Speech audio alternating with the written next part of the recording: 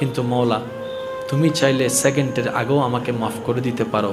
আল্লাহ সেই আশা নিয়ে ভরসা নিয়ে তোমার নবী রহমাতুল্লিল আলামিনের ভালোবাসা নিয়ে আল্লাহ তোমার দরবারে এসেছি। আল্লাহ তুমি তো রহমান, তুমি তো রহিম, তুমি তো গফফার, তুমি তো সত্তার, তুমি তো খালিক, তুমি তো মালিক। ও মাওলা তোমার কাছে না চাইলে কার কাছে চাইবো?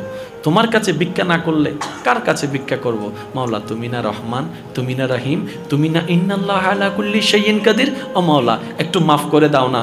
অনুনয়, বিনিময়, আদব, ভদ্রতা, মায়া, ভালোবাসা উজাড় করে রবকে ডাকতে থাকেন।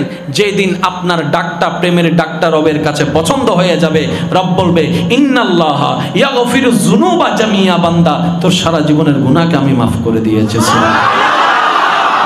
এবার যখন মোবাইলটা রাখার টাইম হবে তখন রবের দরবারে তওবার মাধ্যমে হাজিরি দিবেন আর মন থেকে বলবেন মওলা গভীর রাত, অনেকেই ঘুমায় গিয়েছে, কয়েকজন হয়তো জেগে আছে, আমি তোমার দরবারে হাজিরা দিতে আসছি মওলা, তোমার গোলাম এসেছি, তোমার বান্দা এসেছি, আল্লাহ তোমার দয়া নিতে এসেছি। আল্লাহ আমি জানি তোমাকে আল্লাহ বলে ডাকার মতো পবিত্র জবান আমার কাছে নেই, আমি হারিয়ে ফেলেছি।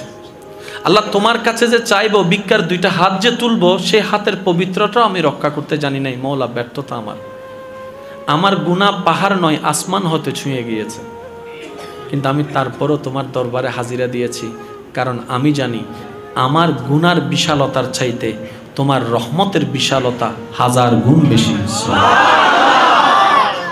আমি যদি গুনাহকে মাফ করার জন্য একটা গুনার পরিবর্তে একটা সওয়াবের কাজ করতে থাকি, আমার 1000 বছর লেগে যাবে, আমি এত গুনাহ করেছি। এবার একটু কল্পনা করে দেখেন, আপনি এই আমলটা যদি মরণ পর্যন্ত 50 বার করার সুযোগ পান, 50 বারের মধ্যে যদি একবারের একটা তওবা কবুল হয়ে যায়,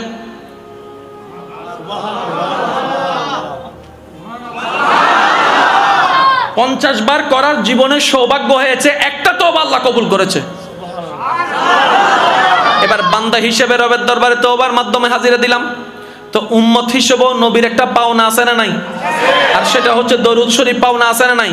যেটা আমরা আদায় করতে পারিও না, ভুল দিয়েও যাই, অন্তত ব্যস্ততার কারণে অজুহাত দেখাই, শয়তান আমাদেরকে মাথায় বসিয়ে দিয়েছে। তো ঘুমের আগে তো কোনো ব্যস্ততা থাকে না, এই সময়টা যদি আমরা যতটুক পারি ভালোবাসা নিয়ে নবীর উপর দরুদ শরীফের হকটুকু যদি আদায় করতে পারি, অন্তত ওই দরুদের হকটুকু আমাদের কিছুটা হলো আদায় হবে।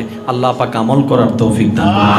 রব্বে করিম তোমার নবী রাহমাতুল্লিল আলামিনের উম্মত তুমি আমাকে বানিয়েছো, ওই নবীকে তুমি হাবিবুল্লাহ বানিয়েছো, ওই নবীর দিকে তাকিয়ে আল্লাহ আমাকে মাফ করে দাও।